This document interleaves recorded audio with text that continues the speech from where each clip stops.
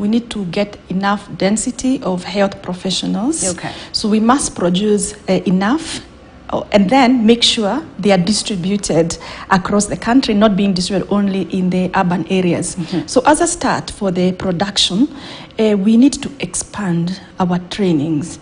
And expansion is in various ways. One, ensuring that you are reaching people from every group that maybe has not had access. Yeah. So for example, we know that people in the remote areas, like the arid and semi-arid areas, often may not have access. So like we work with the Beyond Zero program to have training, you know, they have access, they are sponsored and they are able to access training for like enrolled community health nursing, and then they are able to go back and serve the people.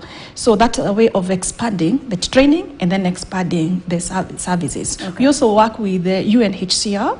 They are also supporting training for refugees, training for people from Turkana County as one of the counties, and supporting them to get additional training. So the capacity that was already there, this is additional capacity that is being supported by partners so that we have more being produced every year. So we'll see in KMTC, if we look at the graduation trends, like last year, we graduated about 23,000 people into the health workforce. This year, we expect to do the same, and increasingly, both our admissions, like the next 5 years, we are expecting to increase every year by 1,000 or so. So we have a strategic plan that spells out that. It spells out how we can offer training flexibly, but also how we can increase the number of campuses and increase the number of programs offered in those campuses. For example, nursing has very high demand. Majority of the people who you'll hear saying they want to come to KMTC or they wanted to come and they haven't managed to come is perhaps nursing. It's really, there's a big demand. And nursing will continue to be necessary across the world. You know, it's not something that is going to, the need is going to disappear in the next few years. So we have made nursing our flagship program. That means we want, in all our 84 campuses, to offer nursing. And even right now, they've already begun offering some modules offered in nursing, even those that don't have nursing.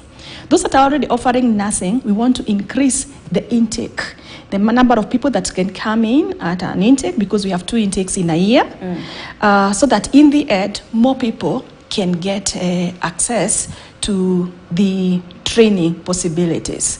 I also said we want to offer it also flexibly. Like there are those who come to specialize. They are already working in the field. Maybe I'm a nurse working in a hospital. I want to come and learn additional skills. For some of them, it is possible to learn when you are still in your health facility, that you don't have to take time off for 2 years, because our higher diploma programs are now 2 years. And you know, not every employer can allow you to go for 2 years. True. There's also an opportunity cost. So we also want to offer some of the programs like those ones flexibly to allow people to take them from the comfort of their homes or from their workspaces. Okay. So let's talk about service delivery. And especially right now, we are seeing a crisis in the health sector because of the ongoing strikes by different health workers. What role does KMTC play when it comes to ensuring continuity of service delivery, not only when there's a crisis, but in general overall? Okay, thank you very much. So health services are offered at various levels, right from level 1 to level 6. And in each of those levels, you have people from KMTC. And mostly they are there at the very front line, offering the general services and offering also specialist services. So for example, let me take of a nurse. So across all those areas, you will need a nurse. Some of them are maybe at the family planning clinic or the maternal and child health clinic, you get a nurse trained from KMTC. But also if you go to theater, if you go to the intensive care unit, any service, you have somebody from KMTC.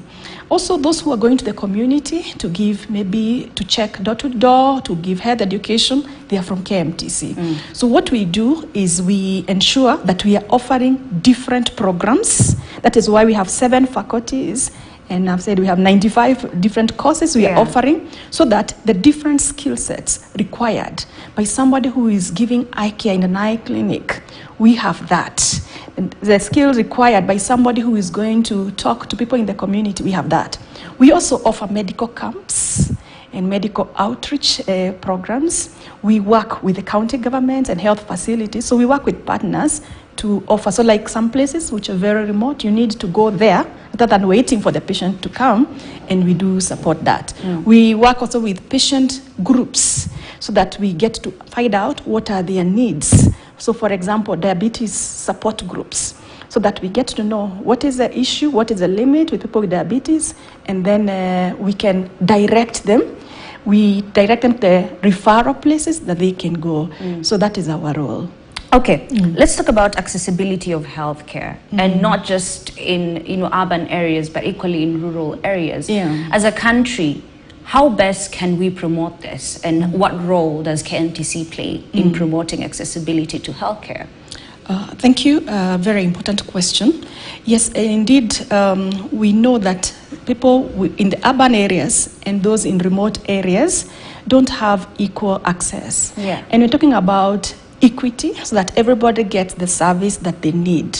So first, we have KMTC in even the remote areas, so that people from those areas, one, can access the training, but also people who go to those campuses already understand how to work within that environment.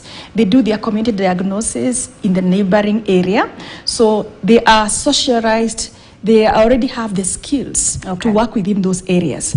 So you will find that upon graduation, they can be posted to those areas, and they can be retained in those areas.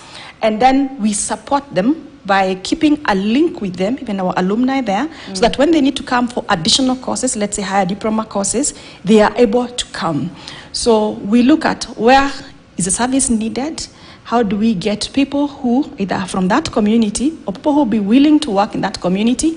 And then how do we support them to have in their performance by giving them access to continuous professional development and supervision and updates so that they can work well where they are. Okay, even as we come to a close in this conversation, maybe your final thoughts on how best Kenya can accelerate the attainment of universal health coverage. Working in that space, what's needed, what's not. What do you think we need to do so that we accelerate it? Because so many people are in need of universal health coverage. Thank you. So this is something that needs the input of all of us. It's multi-sectoral. So, yes, multi-sectoral, whole of government, whole of the private sector, everyone. It should not be left to the government. It should not be left to the Ministry of Health, even within government. It even cannot be left to KMTC. That's the first thing, all of us as a role. The second thing is we must all assess what our contribution has been. So like at KMTC, we are constantly now assessing how are we doing with training fit for purpose. In fact, the lens that we are looking at everything we do is about fitness for purpose, because that's our mission, to produce fit for purpose health professionals to meet the needs. So if we continuously evaluate that, we will be dynamic. We will not train the same way we were training. Our health sector is also dynamic. The needs are constantly changing. So we must look at that broad lens, as well as the bigger picture, as well as the small picture. If we look at only the big picture, we'll miss some things.